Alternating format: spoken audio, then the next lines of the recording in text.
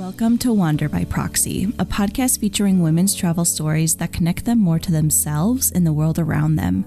I'm Leah Fallon, and today we'll be hearing from Sara, who went to Chile with her partner to hike Patagonia, but found that her trip would entail much more. Here's Sara.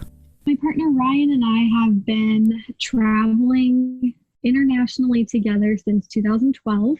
Every year we would typically pick a new country and a new state in the United States to travel to. And so each year it just kind of became part of our routine. And we really got to expand our travel significantly when we moved abroad to London for 2 years and did a lot of travel around Europe and Africa and the Middle East.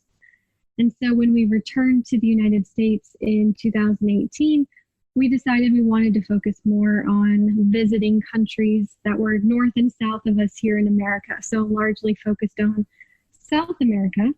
And so in 2019, we had the chance to block off about 3 weeks from work and take a trip down to Chile. And the main motivation for choosing Chile was to go hiking in Patagonia. And then a couple of bonus sites that we wanted to check out was exploring around Santiago and then the desert of Atacama. So Chile has a lot of income inequality, similar to many parts of the world. And so there are people who are at the upper income that hold a lot of the power and a lot of the money. And then there's a much larger base kind of at the bottom of the income scale. And so there was already a lot of frustration building at that lower level. And in October of 2019, the government had announced that there would be a 4-cent increase in the public subway fare. And that was really the spark that started a whole bunch of protests. And a lot of people came out to protest around the city and the subways, and it really ignited. And we thought by watching the news that it would be something shorter term, but it continued pretty extensively through the month of October and into November. And we felt a little helpless because all we could really do was check the news and see what was happening. And it was hard to get a read for how it actually felt on the ground. But we did our best to stay really connected to what was happening. So did you guys have to walk everywhere? How did you guys get around? What did you guys get to see? So we really prefer to get around by public transportation when we travel abroad. It really helps us get a sense of what it's like to live in that country. And we get to know people a little bit better that way too, because we can strike up conversation and just kind of really integrate more into the local lifestyle. And so we knew when we went to Chile that we would want to walk around, and it would have been nice to take the subway and take more of the public transportation modes. But when we ultimately made the choice to still go to Chile, even though the entire country was largely in this civil unrest, we knew we might have to take more private taxis, or Uber operates there, but really unofficially. And so we knew we'd have to look for more options beyond just the typical walking around and subway. Okay, it's funny that you say that, because when I was in Rome, my first time traveling abroad, I went to Italy, and a similar thing happened. There were a ton of protests going on. They shut down the public transit, and my friends and I, we had to walk everywhere. So we'd walk hours to get to the Colosseum and to Vatican City, but it was almost kind of more fun that way because it was a walking tour of the city. It ended up being a fantastic way to experience the whole city. What was your experience in that way? Yeah, so we had to really stay on top of what the situation was, because people were protesting in pockets throughout the city, and we wanted to try and stay as safe as possible. So there were subway lines that were still running. So we actually did take the subway in some cases, although it felt very empty in general.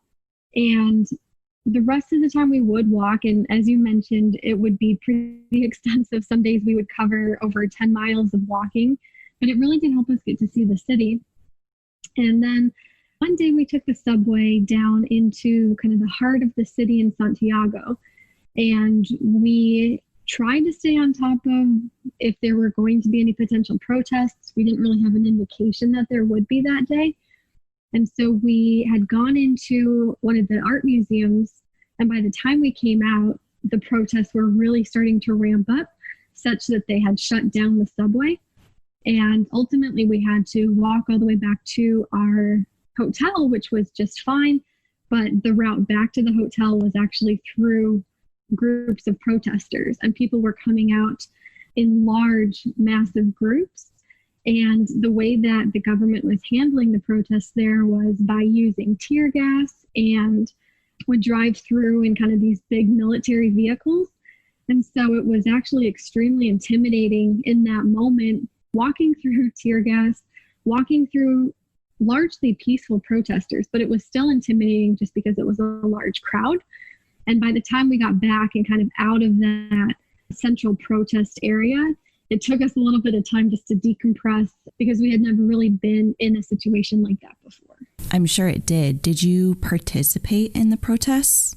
We did not. We didn't feel like it was our place because we weren't really a part of kind of the broader implications of what were happening. And so we were more observers, and we were able to see the protesters and the signs that they were holding. And, you know, thankfully we weren't there when there was much destruction, but we did see the leftover effects of a lot of graffiti and a lot of shops that had been broken. So there was glass in a lot of places and a lot of signs that had been put up. So we saw a lot of the after effects of it, and were able to just really observe and kind of take in what the protesters' messages were.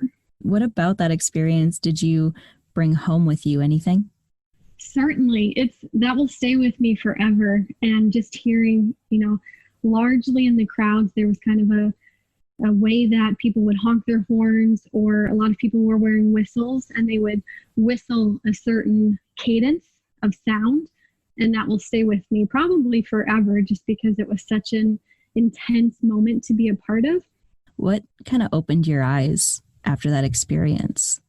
Yeah, I think, you know, something that was really eye-opening for me there was, from where we are in the United States, a 4-cent increase does not feel very significant, but being aware that there are different perspectives and people in different situations, that even if something doesn't feel significant to you personally, or you may not be affected by it, there are many people out there that are affected by different issues and different implications in society. And so being more aware, more compassionate, more understanding of other people and their situations has been something that was very eye-opening from our time in Chile, and has carried forward to back here in Minneapolis, where we're learning and reading and trying to figure out ways to get more involved so that we learn and understand more, both what's happening in society at large, but also for our neighbors in particular, and what their life experiences are like, so that we can be more supportive of them and make sure that there's not such disparity that people feel just totally like society is against them. Absolutely. What have you been doing to get through social distancing and to keep the adventurous spirit alive? Great question. There are certainly many challenges right now in maintaining that adventurous spirit. So what my partner and I have been doing is a lot of day trips and trying to do more active day trips. So we'll go biking or hiking. Most recently, we were up in Cuyuna, Minnesota, where we went mountain biking and paddle boarding. And all of those activities are largely ways that you can stay away from other people, but still have a sense of adventure. And despite living in Minnesota for the majority of my life, there are still many places that I haven't seen.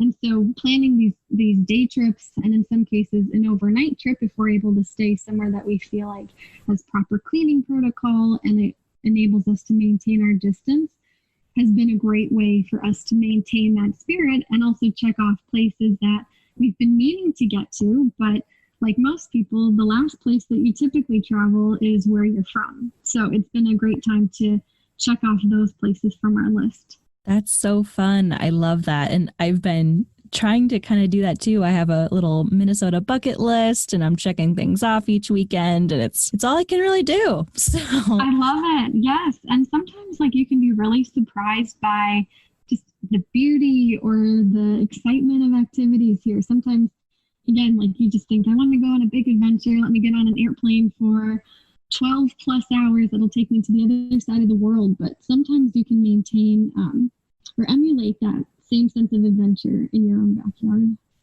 absolutely. What advice would you give to women who want to adventure through as a local?